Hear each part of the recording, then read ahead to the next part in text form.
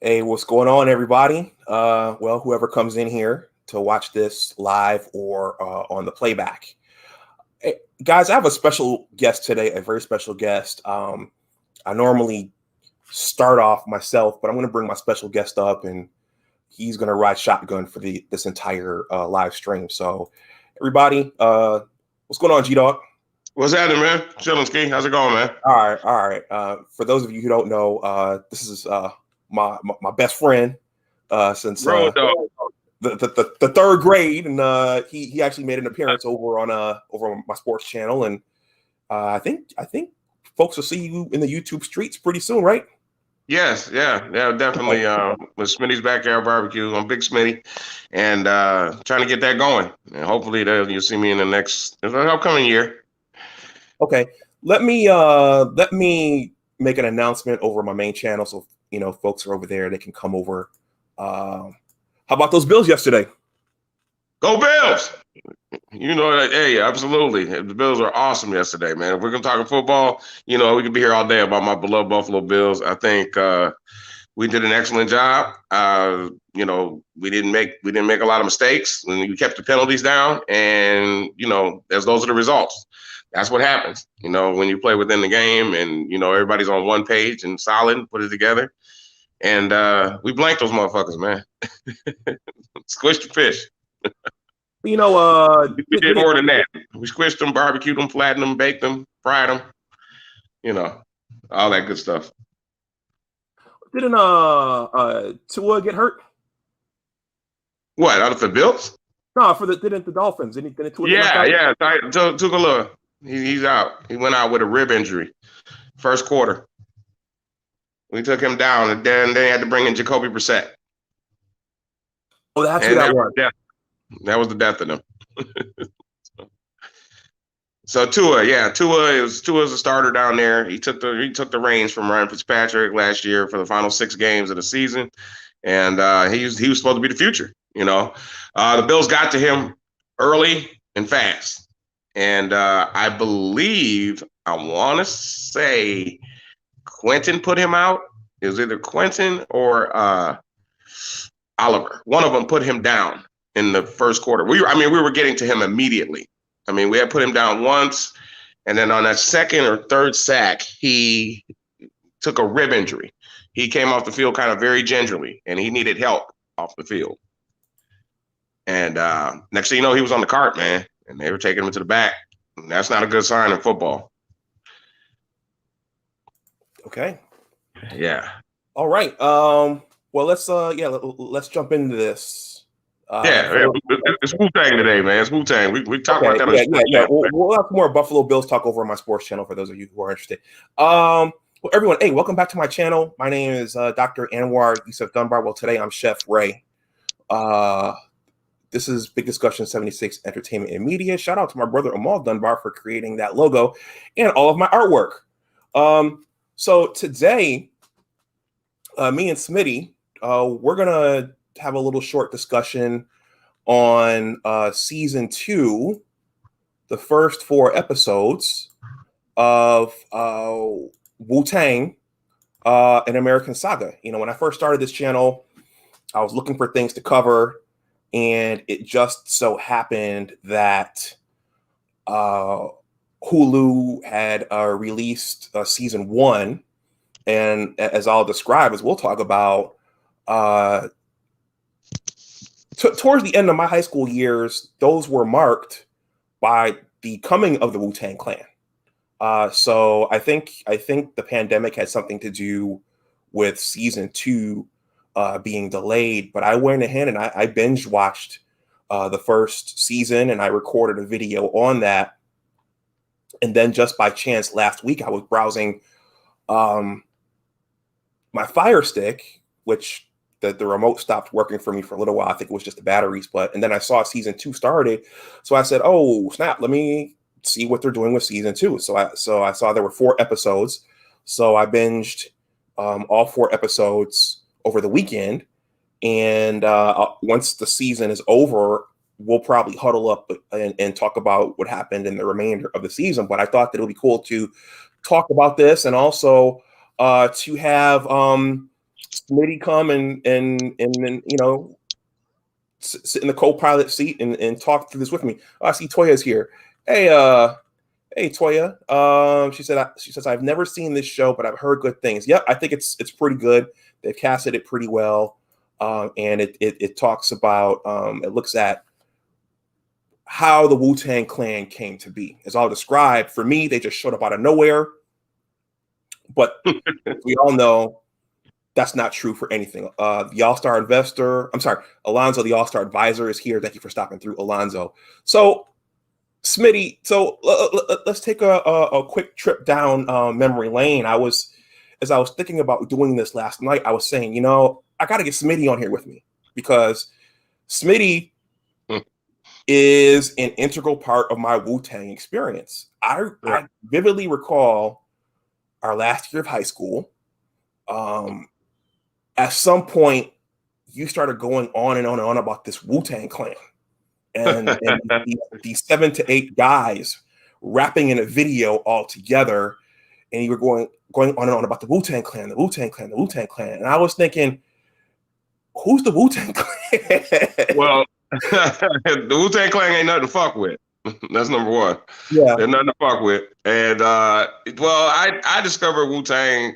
I would really want to say my junior year. They had came out around that time. I had discovered them with some close friends of mine that were, back when I was back on Best Street, and my buddies Oceanel and Sean. Sean and Oceanel, they were one of the, I would say they kind of put me onto it because we were just, knocking around the streets as normal, just hanging around. And Sean comes up with this tape of these guys. And it was Protect Your Neck. So that's the first track that they released. And I remember him popping in this single, and we were sitting at his house, skipping school, doing the shit that we do, hanging out, smoking blunts and shit, and putting this tape in and listening to this track. And it was just something I had never heard before. It was like their sound. It's something that just like grabbed me. And we kept playing that song. We played that song like 8 times that day. I don't know, maybe because we were high as hell, but we just decided to keep playing that song over and over and over and over again. And I said, well, damn, this song was so good, it forced me to go down to the Main Place Mall, and I got them to pick me up a copy. And it was funny because when I went in there, they were like, who? And I was like, Wu-Tang Clan. And the guy at the counter was like, who? And I was like, the Wu-Tang Clan. I remember they having a hard time looking for it. And this thing was in the back, man. It was just this plain black cover with a yellow W on it, kind of like the shirt you're wearing there. Yeah, and they had that logo. It was just a plain black cover, no writing, no nothing, just a black cover, black slip cover with a yellow large W. And I was excited, man. I got home, I ripped off the plastic, went in there, put it in my own radio upstairs, and jammed it in my own room for over and over again, and just listened to it, man. Those brothers, they took me by surprise, and at the same time of that era, it was a different era for rap. Rap was leaning more towards trying to start to go underground. As you know, we came up with groups like DOS Effects and Lords of the Underground, stuff like that. Those guys were coming out around the same time. If you remember, the Lords were coming out at the same time the Wu-Tang did. I don't know if you remember that or not. Yep. And it was kind of a tussle between those guys because, you didn't know either you were Lords of the Underground or were you Wu-Tang Clan, so it was kind of weird, or were you a DOS Effects guy? So those are some of my memories of the Wu-Tang Clan. All right. Yeah. So my first, just like you, and it was through you, the first track I heard was Protect Your Neck. And it was definitely unlike anything I heard up to that time, because we just come off, Tribe was pretty big. Yeah. Cube had gone solo. We just kind of come off the New Jack era. Yep. Yeah. So it was a harder sound, very lyrical, very creative. Yeah, a different sound, and them incorporating these sounds and put it all together to make these guys work. it was kind of like, we've heard groups before. And as they mentioned in episode 4, speaking of episode 4 of season 2, which I just finished, very brilliant episode. We'll get into that, I guess. But Yep. I think that was clearly one of the best episodes I've seen in that series. I mean, it was dope. That shit was dope. But is that kind of how they spoke on the scenario and stuff like that in the symphony. Those were times where we heard multiple rap artists on a track that, had different flavors, but they came together on one track and sounded great. But we hadn't had anything like that, since those songs, the Native Tongues, the Jungle Brothers, Tribe Called Quest, when they formed the Native Tongues, and Busta Rhymes, Leaders of the New, and stuff like that. We hadn't heard anything like that. So I think that's where Wu-Tang really took off, because it was something like, oh shit, who is these guys? What the hell? What is this? And so I think it all blended together, man. And they really came on in a right time in hip hop. Mm-hmm. I think their timing was perfect. Okay. Now something else that occurred to me when I was coming back from lunch just now was, at that time you had you usually had a duo and a DJ like Run DMC, or you had a solo artist and his DJ like Big Daddy Kane. Yeah. Or Gangstar, who's my favorite group of all time. Yeah. But this was 7 to 8 or more guys, all taking their turns at the mic with pretty much, I don't think they had a DJ, did they? They just RZA made the beats. RZA was the DJ initially. That's how it started. RZA was the producer, DJ, and everything. He had, at first, when it first started. So RZA was always behind the table. He was their DJ. Okay. Yeah. But he would have some mic time as the group got bigger, as they got more popular. RZA started to speak more, which I don't know why, but he started to rap a little bit more, and he added a lot of intellectual shit to the group, man. So he started taking over the mic later down the road as they got more popular. We started hearing more from RZA, so. But initially, RZA was their DJ. He would be behind their tables in the early days. Okay. Amal says, that's my brother, everyone. He says, Protect Your Neck had no hook or chorus. That's another good point. There was no hook or chorus to that. They just all took their turns at the mic. And well, I mean, the part of that, the hook probably would have been Protect Your Neck. They all said, yo, you best protect your neck. And then it'd be the next guy. Yo, protect your neck. So Protect Your Neck was the hook. The word protect, the 3 words, protect your neck, that was the hook. Yeah. There was no chorus, though. Definitely no chorus. But Protect Your Neck was the hook. Yeah. Yeah. Well, I'm thinking also about, I think my favorite track, at least off that first record, was Seventh Chamber, where they're all talking at the beginning, and your man Shamik just got bust, and yeah, they was talking about their lives, man. Like they said, most of the shit that they said was just based on their experiences. Yeah. And as people are seeing in this American Saga, people are learning more of their backdrop. RZA did a great job with this show. I'm really impressed.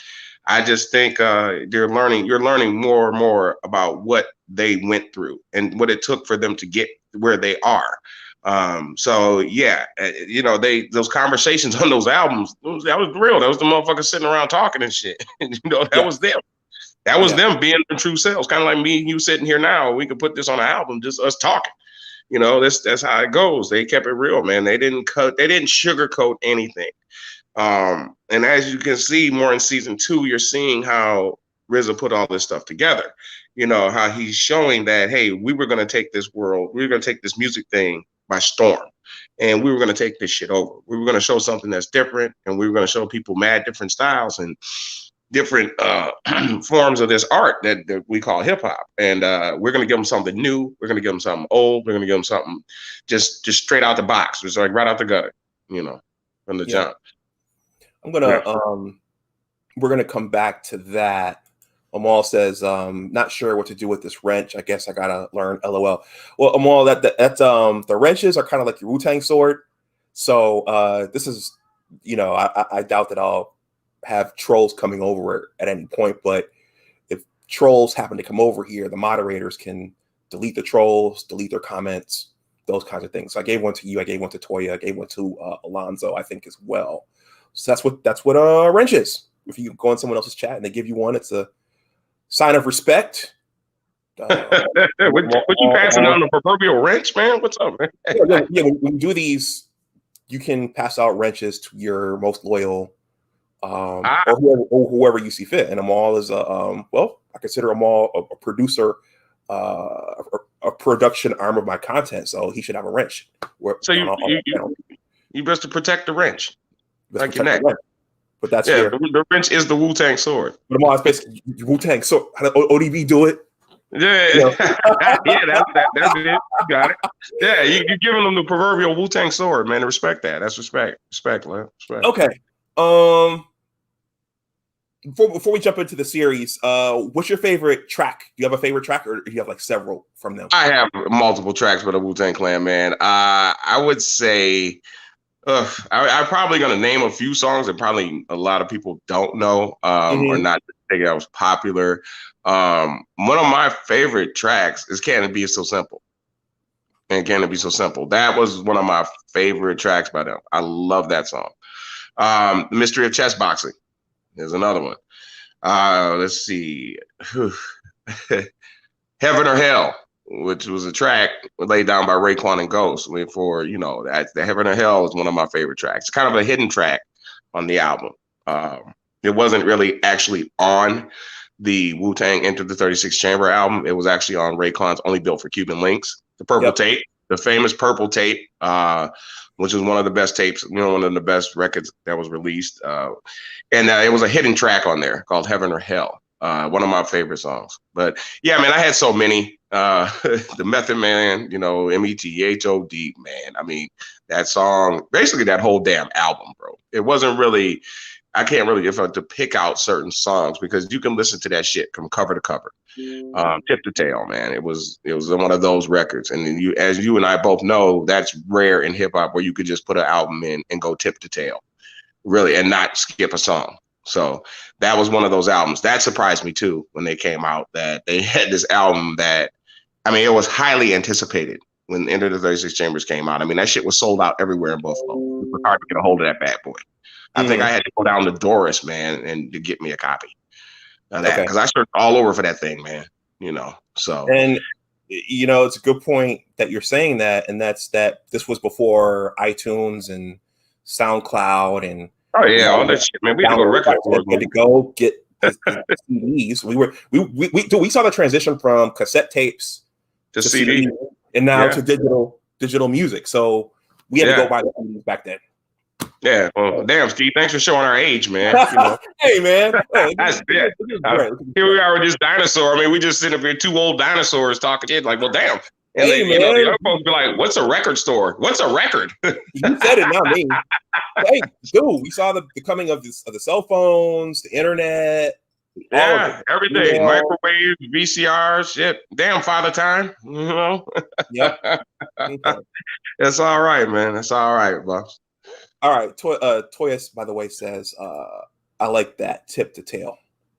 Right on. Yeah, man. It's rare that you could get that album like that. Yeah. And before we get in, guys, I just want to emphasize, I got to give you credit. I got most of my music through you, because you were always, whether it was Brand Nubian or Master Ace. Yeah, Master Ace, classic. You didn't listen to it, I didn't know about it usually. Well, yeah, I mean, we shared those musical talents, man. Remember, we just and like I said, again, those days of going to the record store and picking up our cassette singles and bringing tapes. I'd bring a tape over to the house and I'd pop it in, and you and Grip would listen to it. Grip really didn't take to our music like we did, but Grip had his own style of music, should I say. Yeah. It was very eclectic, if you will. But no. I remember, man. No doubt, man. I mean, I always had a good ear for music, man. Music's been something I loved all my life. I grew up with it around the house a lot, so my family was really big into music, and it's just something that I was into. at the time. And it just that hip hop was my course of music. But then again, I'm a jack of all trades. I'm like all kinds of music at that point. I mean, I was even into heavy metal back then a little bit, man. I was listening to Metallica albums. We did that. Yeah, Motley Crue and the Crew and stuff like that. Yeah, so yeah, it's all part of growing up, All right, so everyone, another little backstory. Grip is actually that's my brother's nickname. So, oh yeah, they don't know him as the Grip. He Grip. Shit. Yeah, he knows Grip. Okay, so let's just do a very, very quick walkthrough of season 1. I'm going to show the cast, and I think there was so much about their story that I did not know, which is why this was so interesting to me. And I think the take home from season 1 to me is that the Wu-Tang Clan was the brainchild, or was the creation basically of Bobby Diggs, also known as the RZA. So it seems to me, based upon the way they're telling the story, this was all he was the one who envisioned what the group became. Yeah, he was the innovator, bro. He was the flagship. He was everything, to that group. I mean, he was the main piece. Shit, pretty much. He created that whole shit. He put all those guys together, man. As you guys are seeing in this TV series, you're seeing how he brought all these guys together. I mean, these guys weren't the best of friends growing up. They weren't all buddy. Hell, as to this day, they're not. They'll tell you right there, they're not really that cool. They're not the best of friends, but they come together. Yeah, they'll tell you. They argue just like anybody else. They get into discussions. They branch out. That's why a lot of them branched out and did their solo projects. That's a little something I can share about you. That's why they mainly branched out and did their solo projects, because they all had a knack to go do their own thing. Yep. They all wanted to do their own thing, and RZA couldn't keep that shit up. So he just let them branch out and do their own separate albums, and try to, just try to take the world over. They tried to take it over that way as well by letting them branch out and do solo projects. So yeah, they just didn't get along. As we could see it, they really did, and okay. That's anybody, man, Yeah. Well, that's probably another reason why there are so many favorite tracks you can name, is that they had group albums and then they had their individual albums as well. Yeah. They were all jumping on to each other's individual albums. Mm-hmm. So, they guest starred on each other's albums. Yeah, it was very brilliant, man. I mean, it was very brilliant what he did, what RZA was able to do. So going back to this being the creation of Bobby, it seems like it's that way for most groups. There's that one person who sees it. I think for NWA it was probably Dr. Dre, right? He Easy had the label first. Yeah. They say Easy. When it comes to NWA, they want to say that Easy pioneered that shit. Him and Dre. But they say Easy E really should get credit for NWA. Okay. Well, but Dre was there as well, But they all started. But they started with Easy. Easy was the money man, because Easy was a dope dealer in the street. Easy had the money. Yeah. Dre had the idea, the music, the genius. Easy had the money. And Ice Cube want to say he brought that anger. Yeah. Even when if you go back to a movie like Temptations Forever, the one who was actually, I'm sure they were all dreaming about it, but the one who actually brought it all together was Otis. And Otis wasn't the front man. He was one, he was in the back, but he was the one who kind of said, we need to do this. We can all make something out of this. And Bobby seemed like that guy. The other thing, Bobby knew music, just like Dre knew music. Right. He was collecting vinyl records. Yes. Of everything. Of different artists. Yeah. Yeah. Like the guy asked him in one of those episodes, the lawyer, why do you have a Kenny Loggins record? I like that part. That was funny, No, not to spoil it for anyone that hasn't seen it. I don't know if we're doing that, Ski. I don't want to. Well, that's okay. You guys are going to hear some spoilers here. That's okay. Yeah. So this is the cast. Ashton Sanders is playing Bobby Diggs or the RZA. If you saw the Equalizer 2. He had a role in there, and he was also in Moonlight. The rest of these guys, you have to go down to Erica Alexander and Bokeem Woodbine for more well-known actors and actresses, but these are all younger guys, so you probably wouldn't know them. You can take a look at that list there. David East is a rapper. Yes. So yes. David East is a current rapper. He's rapping. Yes. He's done different songs with Harry Fraud, Jimmy Jones. You know, he does a lot of work with Jim Jones, Harry Fraud. So David East is big. He's a rapper. Then, of course, the guy that's playing A-Son is no other than Young Dirty Bastard's son himself. So, oh, really? Yeah. So he's on there. He's a member of the cast. So yeah, that's Young Dirty. So he's there. I believe. And who else was in this cast, man? You got his mother.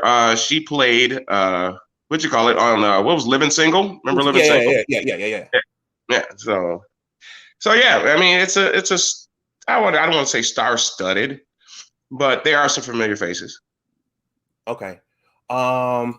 This guy who plays Raekwon, right. Shah, I guess that was his old name. I thought he was cast pretty well. You know, I knew who that was immediately. Yeah.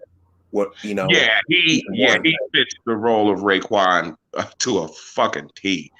It's amazing. It's like I can actually close my eyes and vision Ray. You know, so they did a great job with him.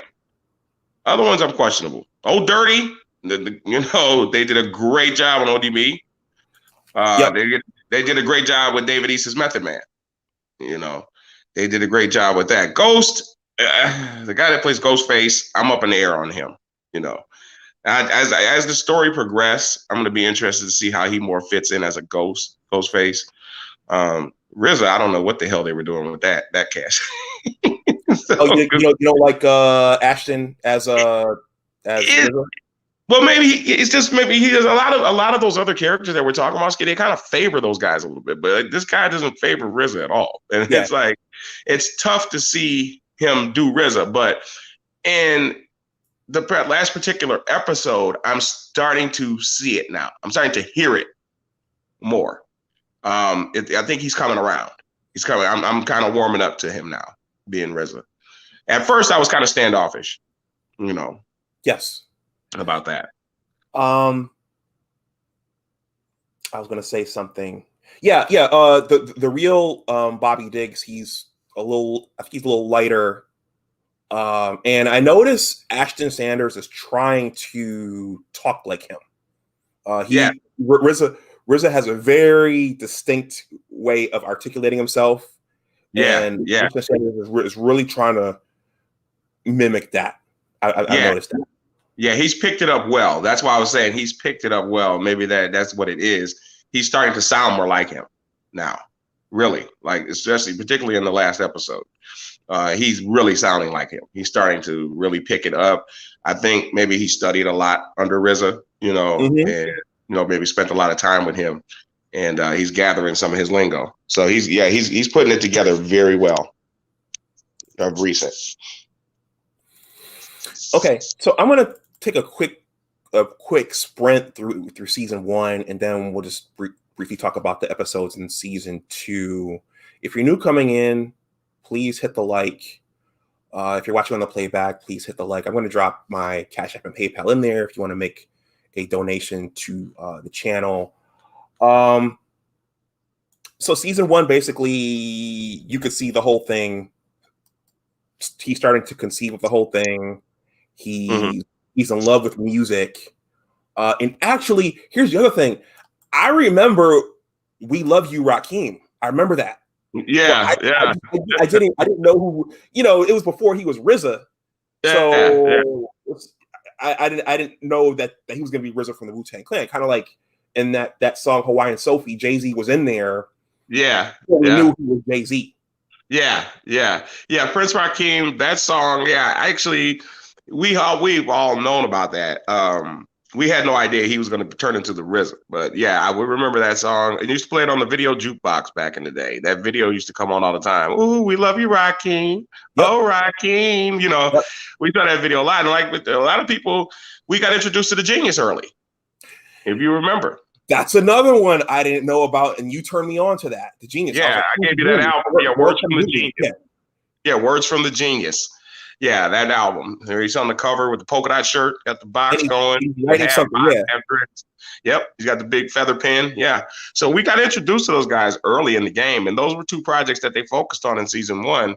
If you remember, they focused on those two projects. They mentioned those two and how they didn't take off because they had shitty record deals, pretty much. Yeah. But the I Love You, Rakim is just so different. The image, the concept is so different from what Wu-Tang became. Yeah. It was almost like a clown-like thing. Yeah, like he had blackface, pretty much. Yeah. Okay. So go ahead. No, go ahead. I'm sorry. Okay. Yeah. So that's basically what happens in season 1. You start to see the seeds for the whole thing, and then they have all kinds of issues on the streets. Someone comes and steals his equipment, and Bobby ends up shooting the guy at the end, and then Dennis, Ghostface Killer, gets the sister pregnant, and then they retreat out to Ohio. And actually, I think his father, Bokeem Woodbine, is the father. Jerome, he comes back into their lives, and he says, I have this land out in Ohio. So the family goes out, and once Bobby gets into trouble, then they all go out. Right. Yeah. They had to retreat. Yeah. They were on the run. Pretty much they were on the lam. Yeah. For a year. They went on the lam, and they had to hide out there for a little while. RZA discussed that a lot on some of his solo projects, on some of his solo albums. He discussed those times. He discussed it on the Wu-Tang albums as well, and in a couple of his rhymes. He discussed those times in Ohio. Okay. And it actually turns out that they went out to the town is called Steubenville. And I actually know, I know someone. I just happen to know someone who is from there. Get the fuck out of here. Really? And obviously, when she told me that, it was before this series came out. But when I watched episode 1 of season 2, and it says Steubenville, I said, wait a minute, I know about Steubenville. I've never been there. Dude, I had never heard of that town in Ohio in my life. I was like, where the hell is that? I mean, Cincinnati, Cleveland, Youngstown, but Steubenville, Ohio. That's gotta be farm country, brother. Yeah. Steubenville. And what surprised me, shockingly, it had obviously a pretty large African American community. Yep. And Steubenville, places like that, you would expect to have a large population. I wouldn't think that there would be a large population of African Americans, in a place called Steubenville. Now, no disrespect to anybody that's from Steubenville out there. I'm pretty sure it's a great town. Go Steubenville. I'm not dissing Steubenville. So no disrespect. Okay. And coincidentally, she said that she knew them. So I guess. Oh, really? I guess. Yeah.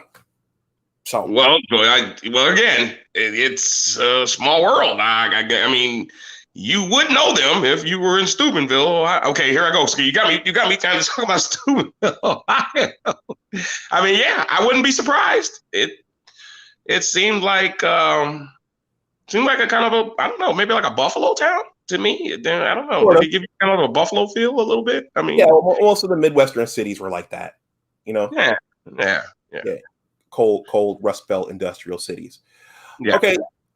So everyone, we're going to take a quick walk through the first 4 episodes. There are spoilers in here if you're watching live or on the playback. Just FYI. But and G, you can chime in when you want. Episode 1 is called Little Ghetto Boys. They're out in Steubenville, and Steubenville has its own gangs and it has its own drug culture. And Bobby's dating the ex-girlfriend of another gang, and so there's a conflict there, and they're selling drugs. They have a drug house, so that further draws them into conflict with that other gang. And that night after a party where Bobby stands up to this girl's ex-boyfriend, there's a standoff in the street. I think Bobby shoots him. Yeah. So Bobby is in trouble with the law.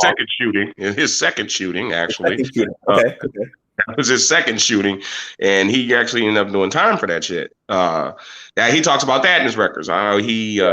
He actually, he thought he killed that motherfucker, but he didn't kill him. Fortunately, he didn't kill anybody. In all essence, he was a horrible shot. I mean, he never really killed any of these guys. I mean, he kind of wounded them. Those guys were still living. I mean, both those guys that he hit were still living. So we can tell he wasn't that guy. You know what I mean? He's letting people know I was never that gangster type dude. I just, had to do what I had to do to survive. And they were both, if you see in like in season 1 where they were both nervous, him and Ghost, I mean, they were going to take this guy out, and it turned out that Ghost found out that he was having a kid and it kind of left Bobby hanging. And Bobby had to end up doing the shit by himself, Yep. So that was his second shooting actually, in Steubenville. And that's the one he actually did time for. I was shocked I remember him saying something about he did jail time. I just shocked that he was in there as long as he was. I was like, damn, but he was up for murder, So yeah. So and we see that in that episode, he goes to jail. He coincidentally for a little while also falls out of love with his music. And there was a bit of symbolism in that episode right there with the butterfly, because he's laying in the jail cell and he sees the caterpillar and then the cocoon. And then the butterfly emerges and 2 of the inmates have it trapped, and he releases it and he sees it flies away, and he has this epiphany like, okay, I need to get out of here myself. I'm caged up. Open the gates. That was very good. And I remember that scene in the prison, guy was like, hey man, why'd you do that? One of his cellmates was like, hey man, I was gonna keep that thing, He was kind of upset that he let the butterfly go, but that was a good example. That was a very good metaphor. Very good. They did a good job. I mean, as I said, I have no problems with season 2. I think everybody was waiting for this season because season 1, kind of a lot of people. I mean, you really had to be a fan, to really to appreciate season 1 because it kind of dragged on. I think it didn't come out like everybody was expecting. Mm-hmm. I think everybody expected it to take right off and just show them, and Wu-Tang Clan ain't nothing to fuck with. Wu-Tang Clan ain't nothing to fuck. I don't think people expected. I think they expected to hear a lot of the hits first and see them rapping on stage and taking tours. But it took detours. It took different paths. And now it's coming together. Now it's starting to come together. So I think a lot of people with season 1, we're kind of just waiting for it to take off and get to the point where it is now. And even now, it's still, taking its time. Okay. Let's see. Azriel, let us get through. I'll let you up for a few minutes when we get done. I want to keep this one night nice and tight, but let us get through. We got 3 more episodes to go, and I'll let you come up and say a few words. And you mentioned the lawyer earlier. The lawyer wanted to see if Bobby was worth defending. And it turns out that him seeing the record collection and him seeing that Bobby had a copy of a Kenny Loggins record is the thing that had him say, okay, you know what? I think I'm going to help this kid out. Yeah. And that was kind of, and the lawyer made sense when he just said, hey, I'm not the type of guy to come in here, and bring a guy, put my efforts into getting somebody released and they're right back on the streets and right back in jail. 3 months later, 6 months later. I thought that was very significant. That was some hard shit, man. When he said that, I was like, damn, but he was just coming. You still there? When they said that. Oh, okay. And then that episode ends with laughter, which Bobby sampled in one of the tracks off the first record. Yeah. Yep. Okay, so jumping ahead. Actually, that song, Little Ghetto Boy, that's one of their songs. So yeah, that's a name to one of their songs. So I'm starting to notice that they're naming some of these episodes like after their songs. Yeah. Kind of like the Luke Cage. I don't know. I know if you're a big fan of Luke Cage. All those songs were Gangstar songs. I know you could appreciate that. Yep. All those songs were Gangstar. Like the second season was Gangstar. Then the first season was like MOP. But that second season was all Gangstar. If some of those names of those episodes were all Gangstar tracks. If people don't know who Gangstar is, Guru, You know, DJ those Premier. those are songs. Yeah. Okay. Episode 2 was Brooklyn Zoo. Yeah. So that takes us back to what's happening back in the city. Also, Bobby starting to fall back in love with his music, and he's starting to create. And you can see, number one, the struggles of some of the guys right there in the projects. But you can see them starting to put the lyrics together, the classic lyrics together that we know today. Now, interestingly, in terms of David East's Method Man, now you're gonna laugh at this, G, but you know what? I didn't know who David East was until another content creator named the Angry Man played the Hated with Dave East and Votto. I didn't know who that was before then, but afterwards I looked back and I said, oh, that's David East playing Method Man. And I also didn't know that Method Man played lacrosse when he was younger. You know, that was in season 1.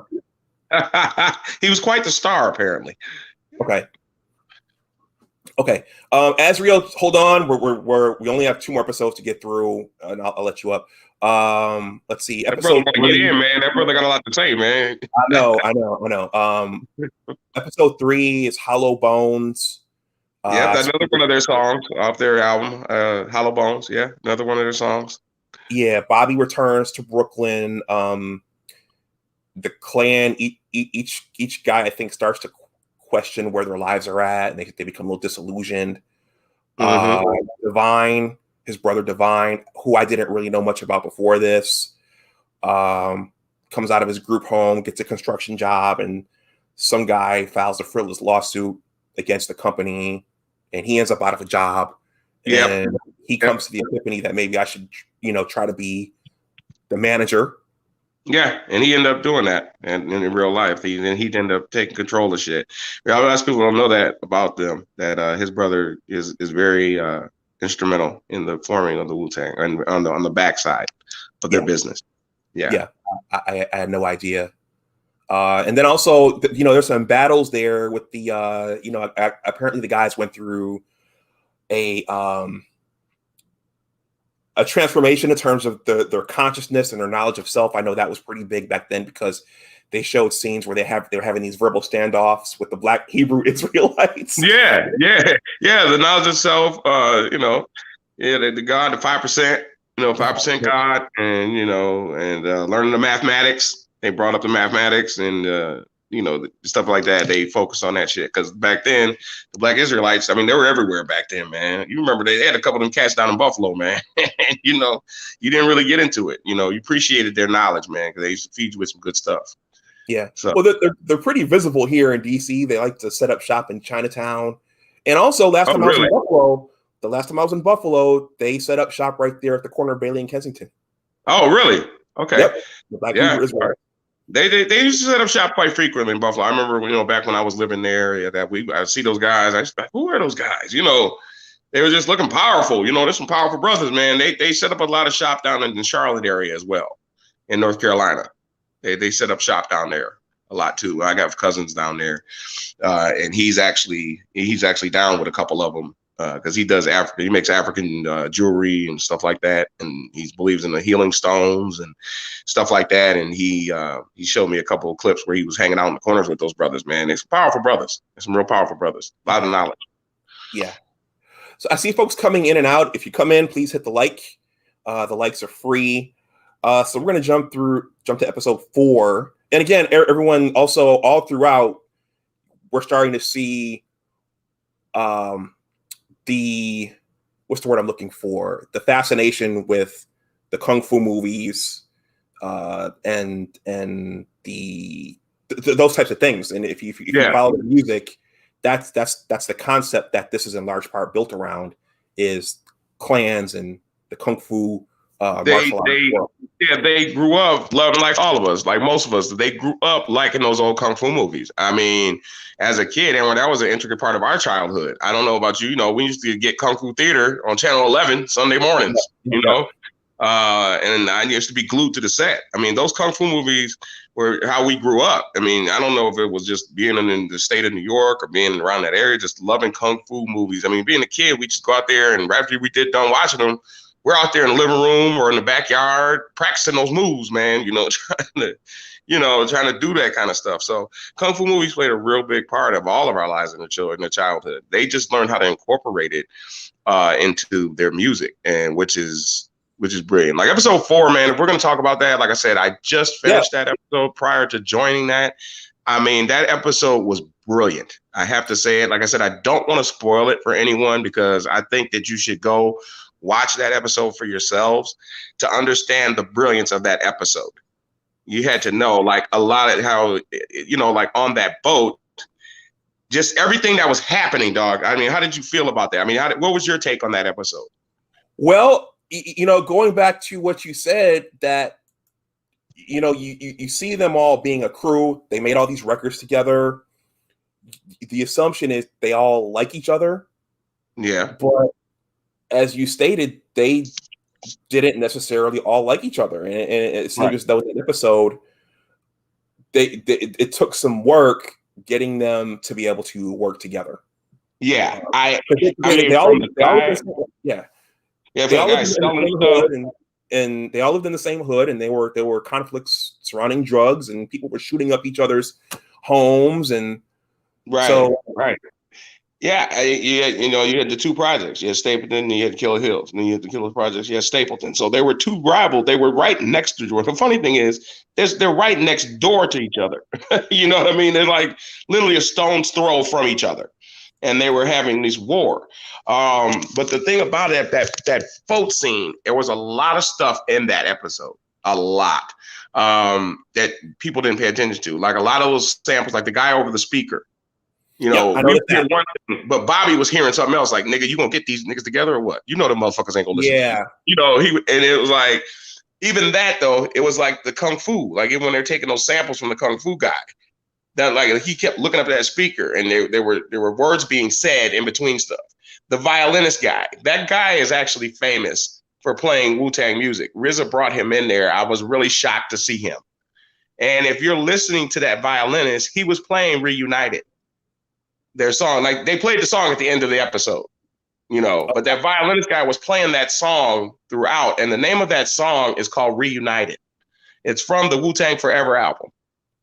It's the first track on that album, which is another one of their great albums, was WU-TANG FOREVER, the first double LP. That album was great, actually. But it's from the violinist, him playing Reunited. How Bobby had to go around to each one of them, and it was just the significance of that. It was a trip. It was a trip. So like I said, I don't want to spoil it for those who haven't seen it. I highly recommend that episode, that you pay attention when you get to that episode. Really pay attention to that, because that's gonna lead up to something really nice. Okay. Yeah, and you said we don't want to spoil it, but that's essentially what happened in episode 4. So Azriel, I see we're down to 1. I know some other content creators go on right about now. I wanted to slip this one in. Azriel, if you're still out there, the StreamYard link is there. You could come up and give your 2 cents on anything we've talked about. It sounds like you're from New York City, and you said Old Dirty's wife lives 20 minutes from me. So if you're still there, hit the link and you can come up. Or if anyone else wants to come up for a minute, I'm just going to leave this open for a little while longer, maybe about 10 to 15 more minutes, and then we'll wrap up. So I saw this was on, that they started releasing seasons for episode 2, and I said, okay, let me jump on this. Yeah. And so going forward, I'll probably do this again at the end. Because I think that they're probably, or maybe I'll do one in the middle and then another one at the end, because I know they're going to be like 12 or 14 episodes or something like that. They're going to be, they're going to get into it. It's pretty much the same amount of episodes in one. They're going to probably do in 2. Normally, that's how they do these type of things. Yeah. But I'll be happy to join you on this, man. I mean, this is it was one of my favorites. I've been watching it for a while, but like I said, due to the pandemic, it kind of held things up. I think this season would have got released a lot sooner. But it kind of like during the pandemic, at that time, we were all, you know, in our homes for a year, and it kind of like slipped through the cracks because like I had just given up on the show. I was like, well, I guess it came. I kind of forgot about it. You know what I mean? Mm-hmm. Same here. And I saw somebody on Facebook, and they were talking about it. A good buddy I went to high school with, one of my friends in high school, they were mentioning it, that they were, oh, season 2 is hitting. And I'm like, it's out, you know, like, wow. And I rushed to Hulu to plug it in. And sure enough, there it was.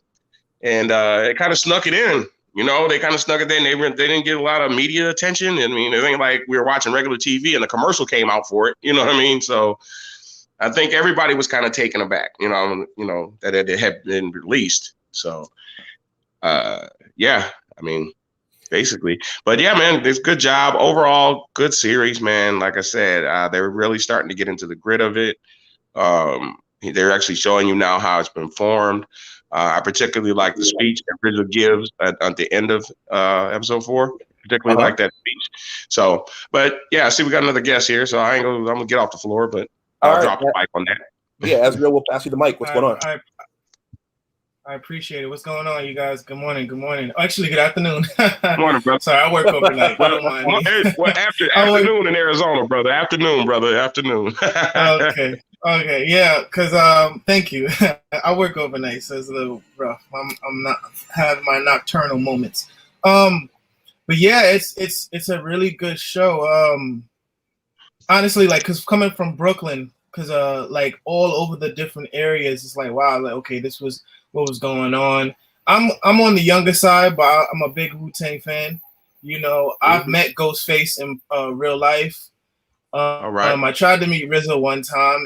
It was kind of hard. I was supposed to meet Raekwon one time at an event in Queens, but I couldn't. I had to do something. But I'm a really big Wu-Tang fan, coming from New York, and it's interesting because you see the interviews from them back in the day, and then you see everything all adds up.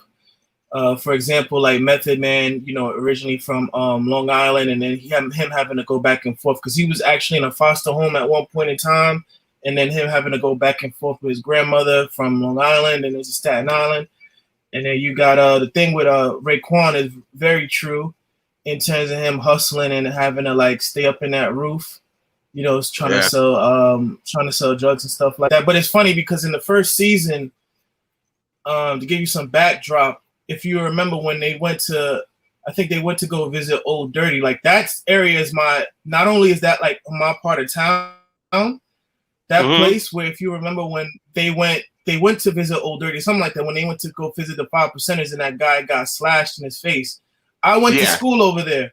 Over there is called what we call the pink houses, right? And I'm like, oh snap, like yeah, I'm see. The funny thing is, I'm born in '94. The 36 Chambers came out in '93, right? Yes, it did. Yeah, yeah. But over there is East New York, and East New York is a rough spot. Like I've.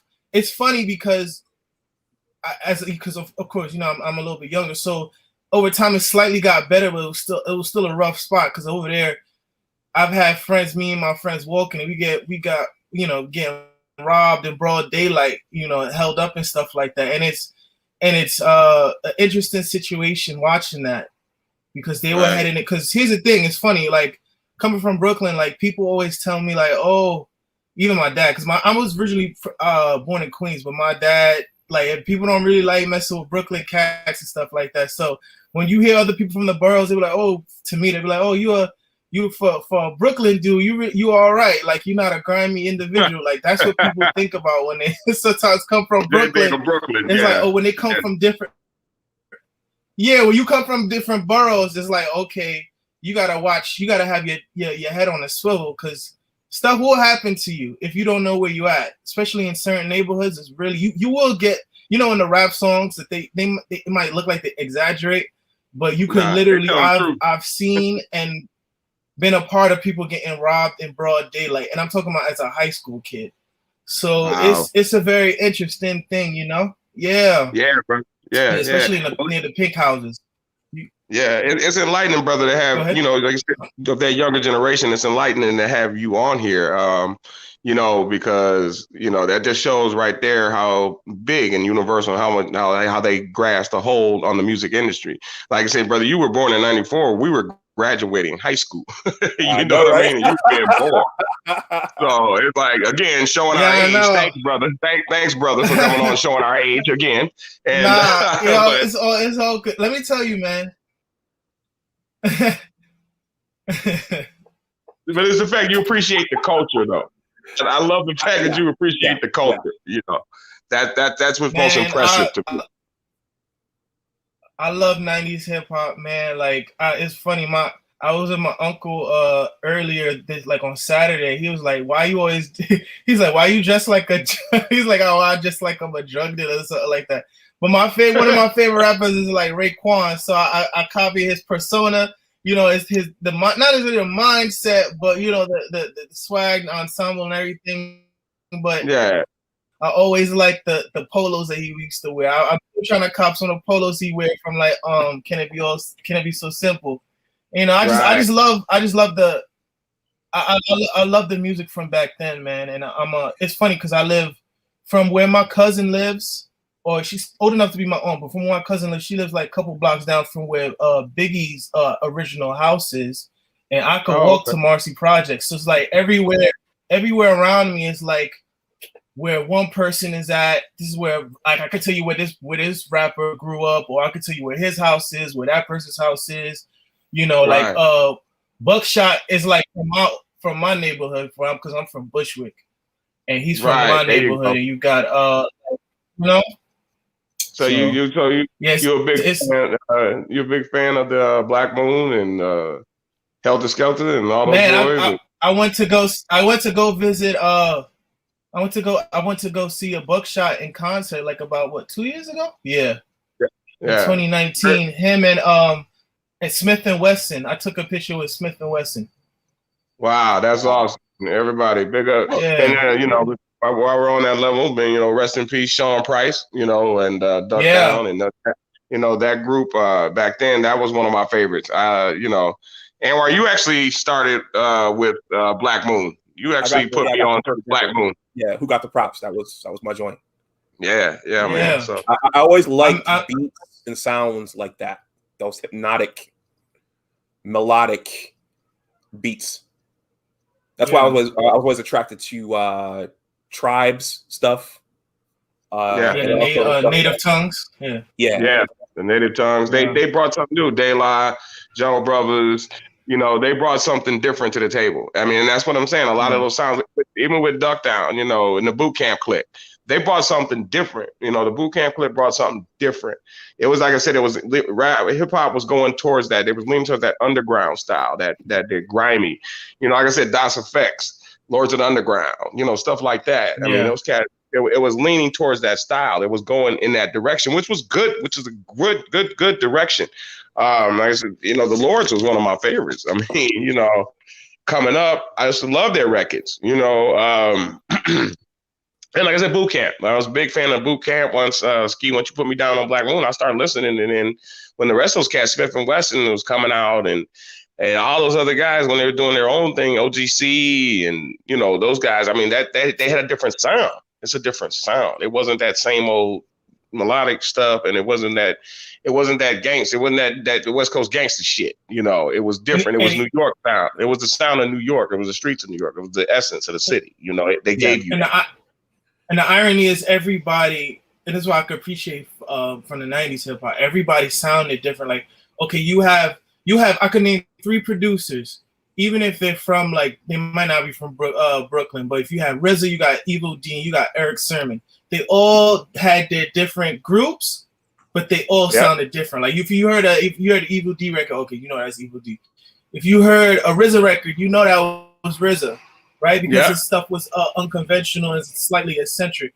If you heard, it's funny, the irony with Eric Sermon, he copied a lot of, I don't want to say he copied a lot of Dr. Dre stuff, but he used some of the influences of Dre stuff, of like the stomp box, you know, when he would use with Redman and whatnot. They all were kind of different in the original way. Everybody, because it's funny because RZA, along with other people like Kanye, made me want to like start making beats or whatnot. But the funny thing is, like, when you think about it, it's like everybody's trying to copy the Atlanta sound, especially from New York, and people are gonna say that it's like, damn, like New York don't even sound the same. Like we originally made it where we were trying to be original. Like we weren't trying to be like no one else. Or if no one, you wouldn't get. People would look at you funny if it was like, oh, you biting off a RZA style. Like you couldn't come in with a Chinese intro for your music. People are like, oh, you trying to be like RZA, you know? Right. Yeah. Well, we know you in New York, brother. I heard the sirens. We know you in New York. Definitely know you in the Mecca, baby. I want to say something. So a couple things, Azriel. I think it's cool that you're into that. It's interesting how I remember when we were during those years when Snoop Doggy Dogg came out with what's my name. Doggy Style. He kind of borrowed the hook from Parliament, and I remember my uncle Jeff saying that's Parliament, and I was like, yeah, and George Clinton. Yeah. So it's funny how things come back. They kind of go out of style and they come back, and you even see a lot of brothers now wearing high top fades. But the other thing is, I know several guys in my circle, younger guys, who want to go into the industry, and they don't know music. And we were talking earlier about how Dr. Dre knew music, Bobby knew music. It sounds like you know music. So I'm just, man, like if you's funny, because I'll hear samples and I'll be like, oh, I know who that is. Like, for example, people don't know. I remember, I forgot who it was, but you know the "Got to Be Me" song that RZA sampled from when he was like Prince Rakeem. People don't know, like Mike Geronimo sampled that, but then I originally was like, oh, isn't that? I thought that was Mike Geronimo's record. I don't know, Mike Geronimo. It was a Mike Geronimo song. Yeah. Yeah, and I thought, Mike Geronimo's, people were saying Mike Geronimo was supposed to be as big as like Jay-Z, but everything is all intertwined, especially when you go back and just look at some of the samples for a lot of the songs, man, and you just, like, for example, Can It Be All Simple, that's Gladys Knight. And then, Gladys Knight, when you look at Gladys Knight, you realize she covered some of Otis Redding's covers, and it's like, okay, you remember that she, the Makings of You song, and then you look up Otis Redding stuff, and you realize, you got Donny Hathaway, and then you got Dr. Dre connect to sample some of his stuff, and then you go back to Otis Redding, and you realize that Kanye sampled some of his stuff, and then because Otis, he sampled the off of Watch the Throne song with Jay-Z, and then you realize in that same album with Watch the Throne, Pete Rock sampled the song that they have Joy at the end, and it was dope. Like, like it's just everything hip hop is a very interconnected thing, Yeah. It says everything is borrowed in the industry. I mean, everybody borrows from everybody in the industry. I like to say borrowed instead of stolen. That's a really nasty word when it comes to something like that. I'd say a lot of this stuff is borrowed. And a lot of our generation of rappers, Ski, was taking up stuff from our parents' generation of music. Yes.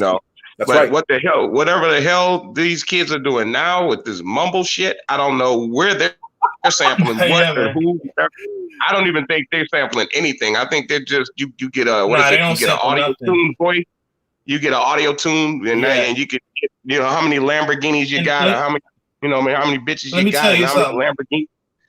Yeah. It is so easy to make trap beats. It do not take. You can make it. You could not have known how to use an MPC and make them like straight off. It's so easy to sample. Takes time. You got to chop up slices to make it. You know what I mean? Like, for example, they don't do that. They don't do that nowadays. It's like all of their songs sound alike. I don't care what it is. I don't care what I'm listening to. I got a particular channel at home. I guess it's Yo MTV or something. They show videos from these kids. Each kid is on there, and everything sounds the same. It just doesn't. It's very disappointing because there's no creativity, like you were saying, Azriel. There's no creativity. There's no time. There's no samples. There's no chop ups. There's nothing. It's just we're gonna put these young dudes. We're gonna layer them with jewelry, and we're gonna make you like it. That's the way it is. We'll give them a bunch of money, We'll put a bunch of money in their hands, and they're only, these kids are 20 years old and they're 19, and they got a shitload of money, scantily dressed women, and we're gonna put them in these high-end cars, and then the world will gravitate to it. If you're in a Lambo or Lambo truck, we'll put you in Lamborghini. We'll put all these platinum chains on your neck. It's like I said, rap. That's rap. Okay, so that's where rap is, and it's a sad state to where that's where rap is, because that shit ain't hip hop. That's rap, and so it's very satisfying to hear that you're in that younger generation and you actually appreciate the culture. So again, man, my hat's off to you, brother. Thank you. That's huge. Again, there are a lot of younger guys. There are a lot of younger guys out there trying to make music now, and they don't know music.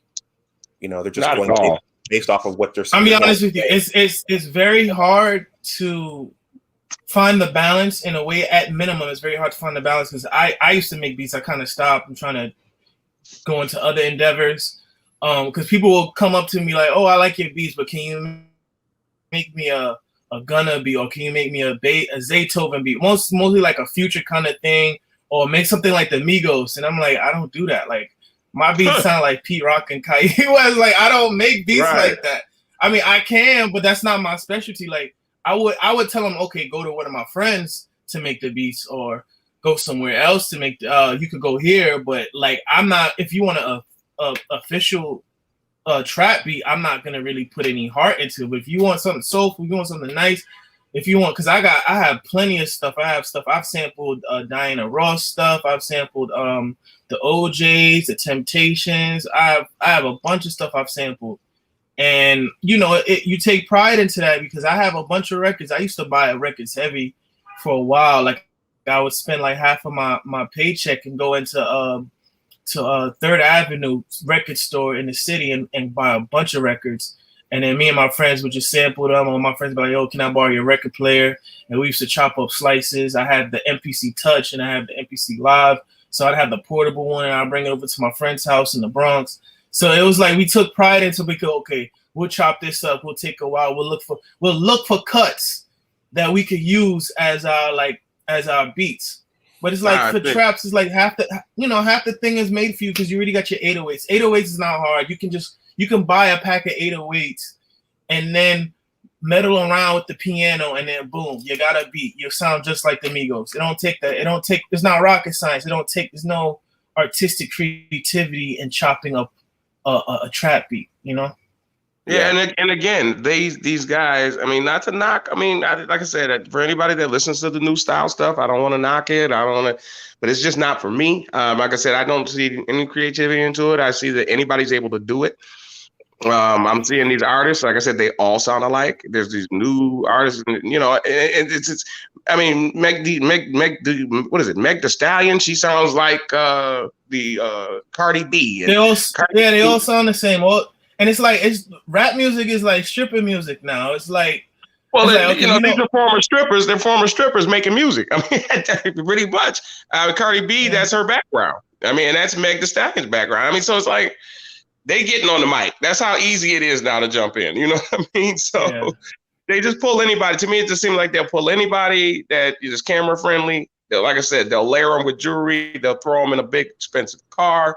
And the younger generation, not even your generation, Israel. These are kids that are coming in after your generation. Nah, I hate to say it. And people tell me, "Oh, you might be kissing butt," but I want to apologize, because I feel like my generation dropped the torch. Because I think I'm like, no, I genuinely feel that way. Because all right, I'll put it this way. I always tell people, to me, hip hop is a religion to me. How I psychoanalyze it. For example, I've broke it down to other people.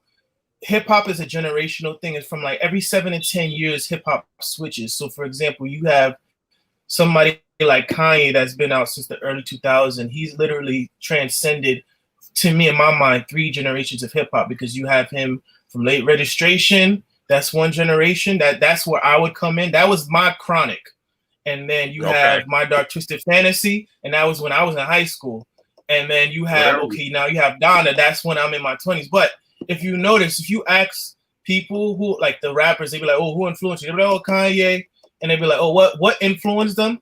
They'll say people younger than me, slightly younger than me, they'll say 808 Heartbreaks. But for me, it'll be Late Registration. So there's different generations in that. It's not necessarily like a whole, like millennials are chopped up because a younger millennial from would more resonate with late registration, college dropout, and graduation. Now a Gen Z would probably resonate towards Yeezus and 808 Heartbreaks. You know, so it's different generational parallels to that. You know. So guys, I need. Well, I should probably shut this down pretty soon.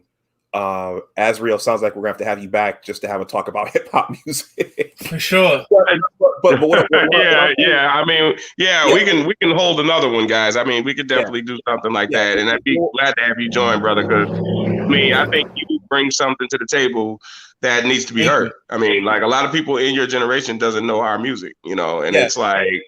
And they just don't get it. And, you know, I'll touch on one thing, Ski. I know you probably want to shut it down, but like I said, AZ just dropped a new album the other day, Ski. And you know who AZ. So a lot of people are not feeling that. They don't know who AZ he is. From East New York. Yeah, and it's like they don't know what that is. But you wouldn't know that he dropped an album, you know, recently because the whole Donda thing, like you said, Donda came out and, you know, AZ dropped his album a little bit prior to the same day. And now everybody is with the Drake era.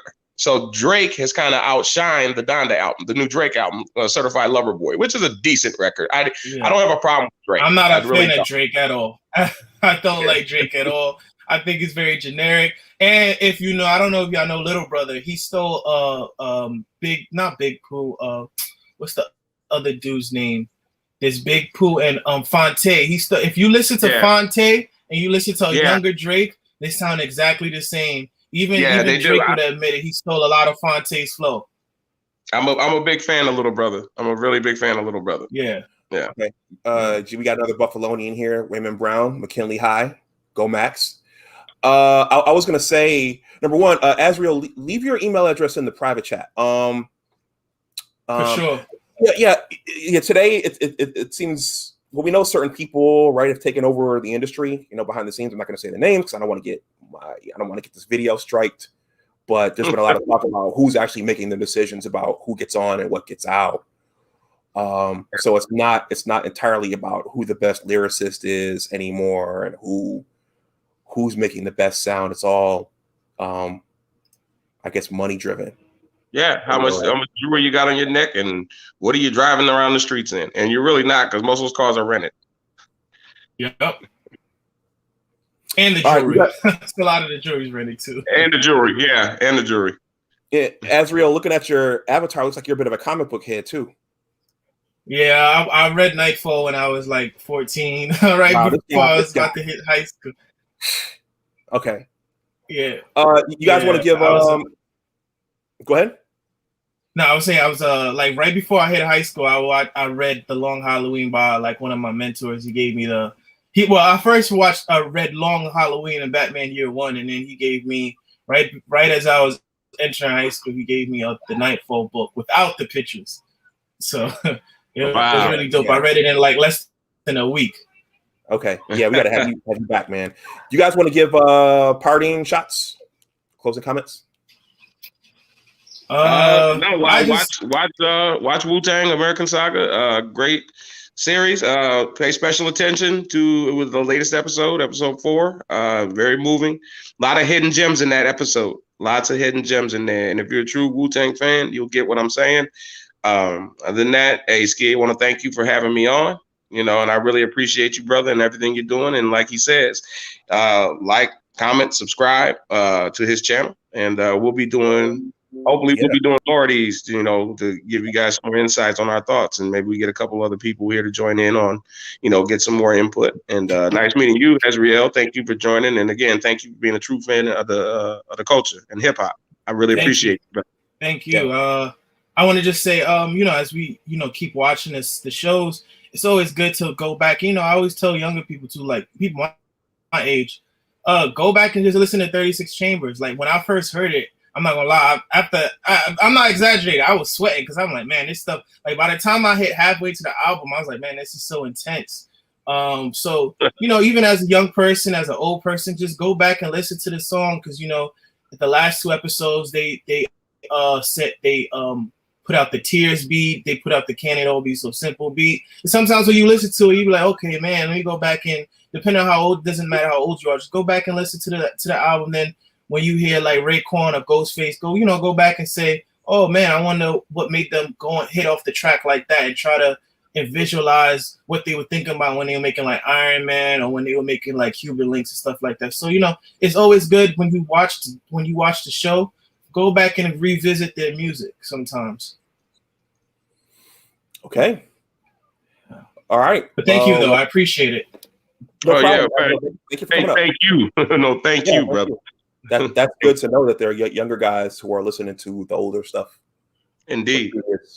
Okay. Well, everyone, thank you for watching. If you're watching on the playback, please like, share, and subscribe. If you want to leave something in the tip jar, that information will be below this playback as well. Please like, share, and subscribe. We're gonna do more of these. This was good. This was fun. Yeah, indeed. I agree. Yeah, and enjoy the rest of your Monday, everyone. Be safe, and as always, remember that your attitude determines your altitude. WU-TANG forever, and I'll talk to you the next time. Bye-bye. All right, everybody. Peace.